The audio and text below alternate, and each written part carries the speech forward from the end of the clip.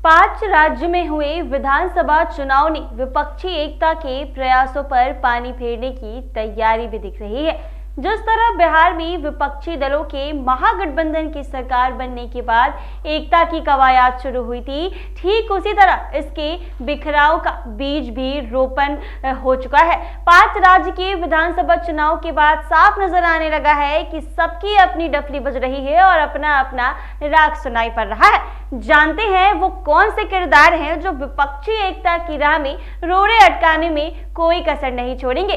पश्चिम बंगाल की सीएम ममता बनर्जी का शुरू से ही अकेले चलो की नीति रही है। क्यों नहीं रहे, अपने बूते उन्होंने 3 दशक से अधिक समय तक बंगाल की सत्ता पर काबिज वाम दलों को लंबे संघर्ष के बाद उखाड़ फेंका था।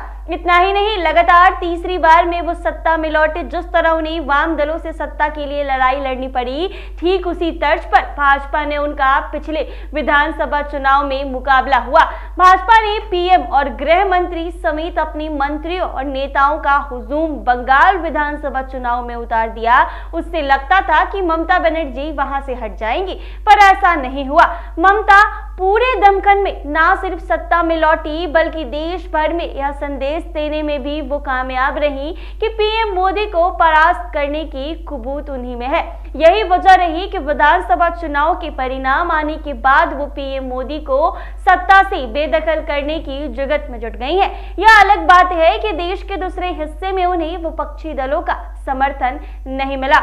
उन्हें समर्थन न मिलने के पीछे कांग्रेस को किनारे करने की जिद थी। हालांकि ममता बनर्जी बाद में बिहार के सीएम नीतीश के आग्रह पर कांग्रेस के साथ आने को तैयार तो हो गई, लेकिन इस अस्तित्व के बाद भी नीतीश पीएम पद की रेस में नहीं है।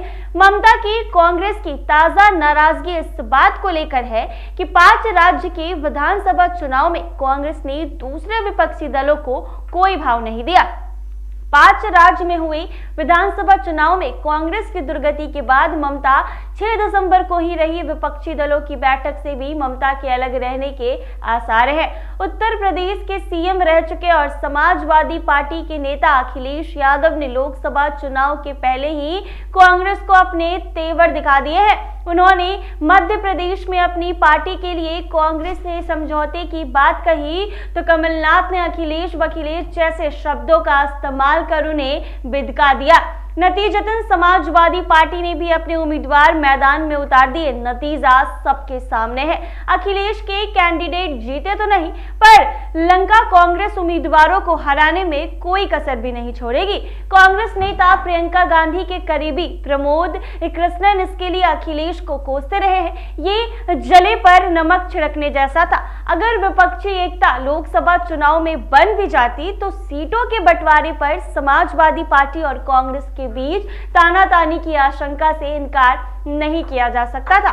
जिन राज्य में विधानसभा के चुनाव हुए हैं वहां कांग्रेस की स्थिति मजबूत रही है। राजस्थान और छत्तीसगढ़ में तो कांग्रेस की सरकार ही रही। इसी मुगलते में कांग्रेस ने सहयोगी विपक्षी दलों को किनारे कर दिया। नतीजतन आम आदमी पार्टी के राष्ट्रीय संयोजक और दिल्ली के सीएम अरविंद केजरीवाल ने अपने उम्मीदवारों को भी घोषणा कर दी।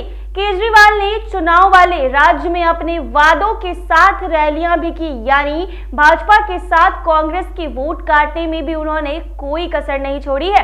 कांग्रेस दिल्ली और पंजाब में भी आम आदमी पार्टी के साथ समझौते के मूड में नहीं दिखती। दोनों राज्य के नेता केजरीवाल से किसी तरह के संबंध को कांग्रेस के लिए आत्मघाती कदम मानते रहे हैं। ऐसे में लोकसभा चुनाव तक केजरीवाल कांग्रेस के साथ विपक्षी गठबंधन में बने रह पाएंगे, इस पर संदेह है। अब तक विपक्षी गठबंधन की बैठकों में भी केजरीवाल का रुख ही रहा है। बिहार के सीएम नीतीश कुमार की नाराजगी जग जाहिर हो चुकी है। बिहार में सीएम बने रहने के लिए वो भले आरजेडी सुप्रीमो लालू प्रसाद की सलाह पर कांग्रेस को कबूल करने के लिए बाध्य हुए हों, पर कांग्रेस ने उनके साथ जैसा सलूक किया है उससे वो बेहद खफा है। समय समय पर कांग्रेस के प्रति नाराजगी का इजहार वो संयमित अंदाज में करते रहे हैं। नीतीश चाहते थे कि बीजेपी को हराना है तो गठबंधन की गतिविधियों में तेजी से काम करने की जरूरत है, लेकिन कांग्रेस का आनाकानी करती रही। कांग्रेस की वजह से ही विधानसभा चुनाव तक विपक्षी गठबंधन की गतिविधियां ठप पड़ गई थी। अब सुगबुगाहट शुरू भी हुई है तो नीतीश कुमार बीमार पड़े हुए हैं। भाजपा के नेताओं के साथ उनकी नजदीकी के चर्चे भी समय समय पर होते रहे हैं। जी हाँ, ऐसे में नीतीश कुमार ऐन मौके पर गच्चा दे जाए तो कोई आश्चर्य वाली बात नहीं होगी। ऐसे ही तमाम अपडेट्स के लिए बने रहे NBC 24 पर।